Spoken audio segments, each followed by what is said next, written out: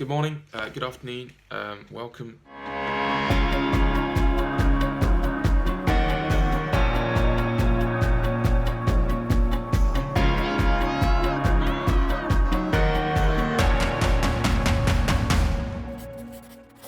The earliest Christians followed Jesus in a context that could be hostile. Rumors were spread about what exactly Christians did in their gatherings. Followers of Jesus were misunderstood and often viewed with suspicion. Yet one thing that even Christianity's harshest critics couldn't deny was the quality of Christian welcome and care. Followers of Jesus showed compassion to those who were often ignored. Even the Roman Emperor Julian, who hated Christianity, conceded how starkly different this was to the culture of the day. Those godless Galileans, he complained in a letter to a pagan priest, feed not only their own poor, but ours as well. Julian went on to propose that pagan priests mimic Christian compassion to bring about a revival of paganism across the empire, but his hopes came to nothing, because paganism gave its followers no real reason to show love, welcome, and compassion to others, whereas these things flow out of the Christian story. At the heart of Christianity, we find a God who has a welcome plan. A few years before Emperor Julian, the Apostle Peter wrote to Gentile Christians dispersed across the Roman Empire. Once you were not a people, but now you are the people of God.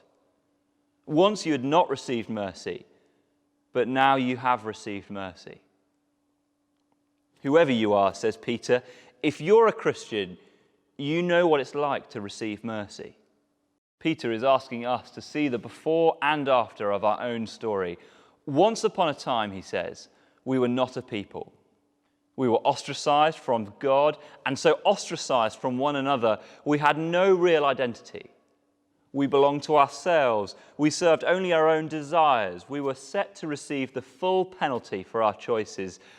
But, says Peter, because of Jesus' costly death for us, we've received mercy.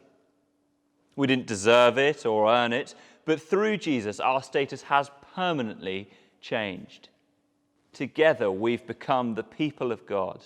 And that gives us a new identity and purpose. As Peter puts it in the previous verse, you are a chosen people, a royal priesthood, a holy nation, God's special possession, that you may declare the praises of him who called you out of darkness and into his wonderful light. Now, Peter's readers would have recognized these special titles. They were given to the people of Israel in the Old Testament. God appointed Israel to be his means of bringing blessing to the surrounding nations in his broken world. Now, through Jesus' death, says Peter, God has thrown the invitation to join his people wide open, including to those of us who aren't ethnically Jewish. So together, we are now the vehicle of God's blessing in this world. Together, all of us have the task of praising God among the nations, declaring his worth amongst those who don't yet know him. Not only does this honor God, it extends his offer of mercy to others too.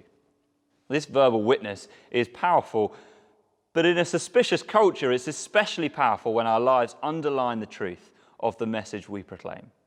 That's why Peter adds, "Dear friends, I urge you as foreigners and exiles to abstain from sinful desires, which wage war against your soul. Live such good lives among the pagans that though they accuse you of doing wrong, they may see your good deeds and glorify God on the day he visits us." Peter says we're to adopt the mindset of foreigners, recognizing that at some level, our new identity as God's people marks us out as different. We should abstain from sinful desires. That is, we must surrender the patterns of thinking and living that once characterized us and which are common around us. Instead, we're to reflect God's own character, living good lives, such that even our detractors might be drawn to the God who shows mercy. And this is why throughout history, God's people have welcomed those in need. As we welcome others into our lives and into our cities, we imitate the one true God who's generously welcomed us. Our lives mirror the reality of our good news that there is a God who delights to show mercy and who welcomes us just as we are into his people through his Son, Jesus. Our actions say, just as you are welcome to me, you can be welcome to my God too. Now look, Christians have sometimes failed to live up to this calling, providing ammunition to our critics.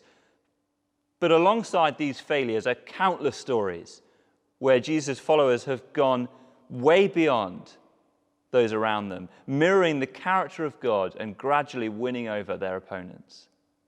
One historian says that Christianity eventually triumphed over the paganism so loved by Emperor Julian because of two reasons. The Christians outlived and they out-argued their opponents. They're able to demonstrate the truthfulness of Christianity, and their lives showed its goodness. And Christian unions have the same vision. We praise God together amongst those around us, whilst giving them a taste of a community shaped by the mercy and welcome of God. And there are particular opportunities to do this as autumn approaches. New students will be arriving at your university from across the UK and around the world. Most won't know anybody in your city. And while many will be excited, lots will also be anxious about what's ahead. And the majority, of course, won't know Jesus. Offering care and friendship to these newly arriving students is a wonderful witness to the reality of God's mercy.